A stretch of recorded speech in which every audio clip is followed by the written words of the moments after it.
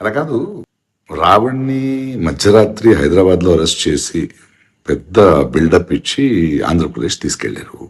Court ఈ కేసులో arrest చేయలేవండి అని బెయిల్ ఇచ్చింది.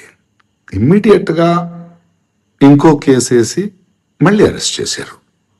అప్పుడు కూడా కోర్టు లేదండి దిస్ ఇస్ నాట్ రైట్ అని మళ్ళీ బెయిల్ ఇచ్చింది. మళ్ళీ ఇంకో కేసులో అరెస్ట్ చేస్తారా?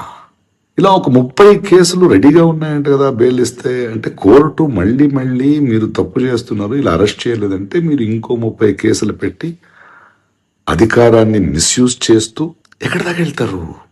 ఏంటిది సిగ్గులేని ఏంటి కక్ష సాధింపు? ఏం చేయాలనుకుంటున్నారు? జనాలు చూస్తున్నారు. They are seeing your frustration. We are all watching this frustration.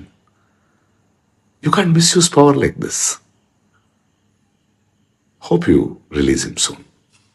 Thank you.